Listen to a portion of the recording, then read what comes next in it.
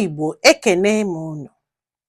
Ofu nwaanyị asị m na o nwere nwoke si na ya chọrọ ịnụ ya na ya na-abụ na-abụ wee kwụkọta wee notisie na o nwere enyi nwaanyị ọzọ ịghọtago.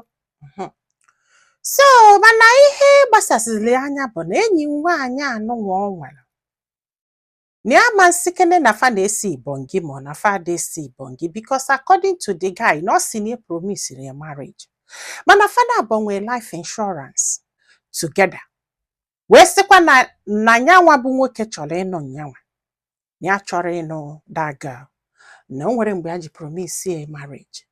Mana this insure ha mere na ọ na-akwado obodo oyibo. Ịghọtago.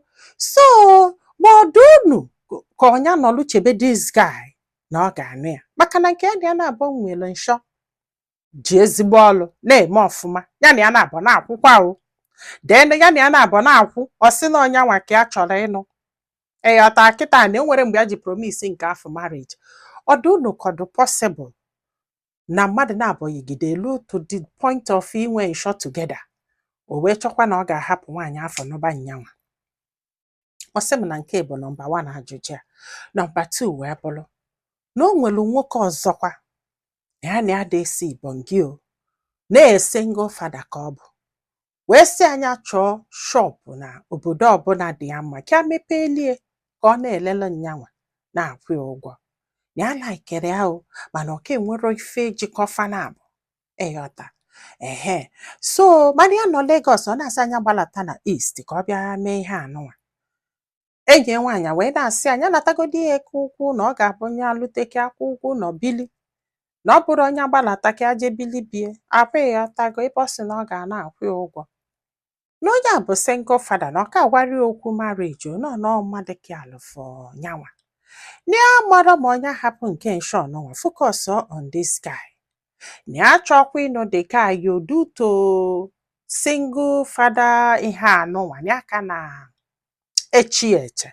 Ịghọta kịta mana ya dị confused na nke kasị njọ bụ nke this guy na-anya na-agwa anyị maka ya.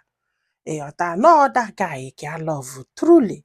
Mana ọ dị unu ka ihe ọ na-akọ ọ dị convincing enough ya ga-eji wee nọlụ chebie.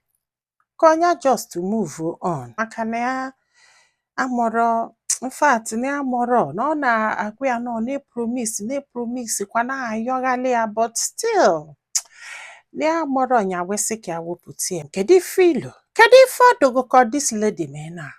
Onye nọlụ n'chebe nwoke nke ya na nwaanyị ọzọ nwere nsọ. Which in difference ya na-agwa ya sị na ọ dịrọ possible na ọ ga-anụ the lady na ọ just dobe ya ka o wee na-esele Ibonyi. Onya chebenie mana onya nwa ka ya love truly. Ka onye just move on no nwere ka this marriage ga-esi wee work. Gwa anyị filo na comment section maka na ọ ga-enyelu this lady aka iji ma ife ọ ga-eme.